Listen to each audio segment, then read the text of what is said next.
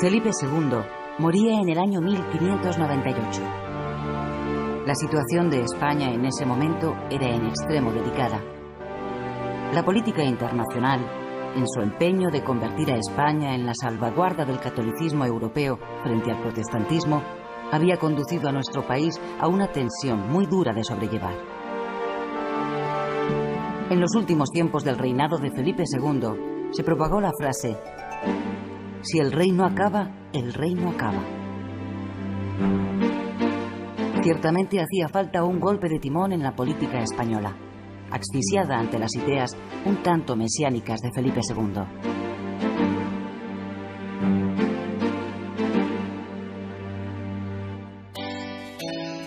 Felipe III recibió de su padre la instrucción de que la prioridad básica de su gobierno debería ser la defensa de la religión católica. Felipe III nunca supo gobernar. Sus capacidades como rey fueron muy limitadas. Más que por la labor de gobierno, se interesaba por la música, tocaba la viola, la caza mayor, los naipes y los toros. En su doloroso lecho de muerte ya lo había augurado Felipe II. Dios, que me ha dado tantos reinos, me ha negado un hijo capaz de regirlos. Lo cierto fue que las previsiones fatales del rey prudente se cumplieron. Muy pronto, Felipe III dejó el poder en manos de su valido, el duque de Lerma. El fenómeno del valimiento era nuevo en el siglo XVII, derivado de la trascendencia política que adquirieron los secretarios de los reyes. Antecedentes de los validos fueron, en el siglo XVI, personajes como el príncipe de Éboli o Antonio Pérez. Francisco Gómez de Sandoval, el duque de Lerma, fue un político pragmático que utilizó el poder en beneficio propio, con no pocas corruptelas personales y familiares que le permitieron acumular una fortuna inmensa. Los beneficios de la especulación inmobiliaria producida por los cambios de capitalidad de Madrid a Valladolid, para volver poco después otra vez a Madrid, llenaron las arcas del valido.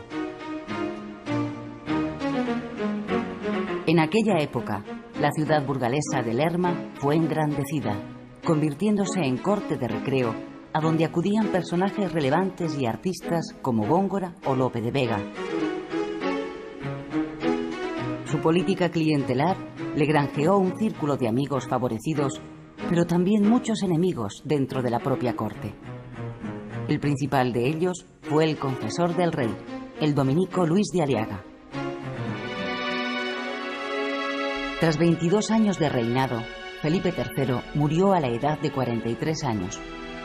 Su hijo, Felipe IV, fue el rey de la familia de los Austria que más tiempo gobernó, 44 años.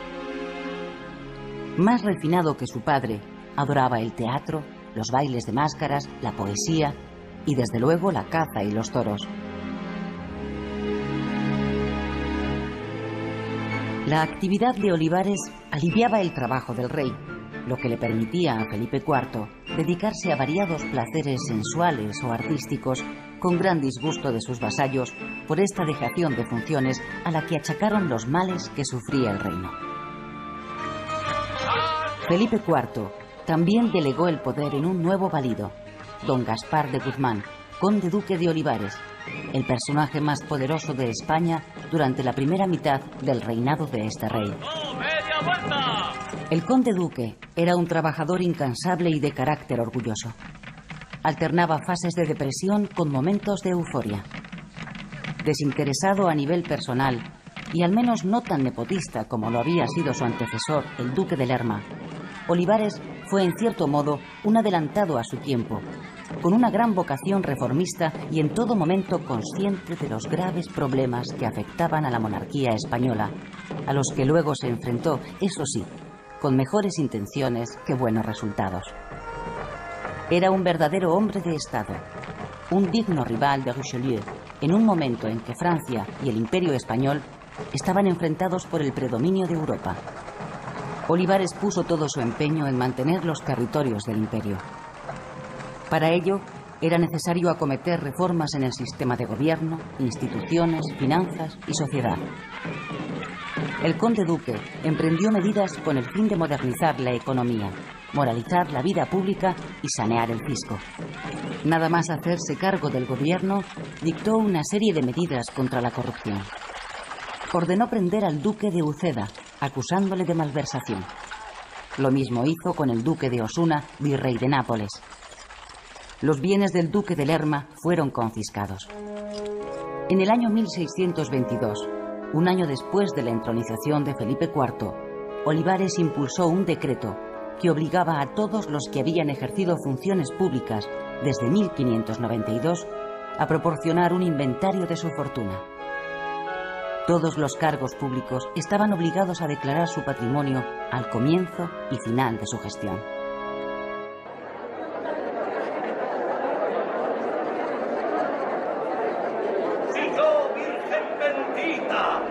Paradójicamente, en plena época de decadencia económica y debilitación política, la cultura española del siglo de oro brilló en todo su esplendor. El fracaso político no arrastró a una decadencia cultural. Lo cierto es que en el siglo XVII se celebró la hegemonía cultural española en el mundo, una cultura que fascinaba a toda Europa al margen de guerras, conflictos políticos o leyendas negras.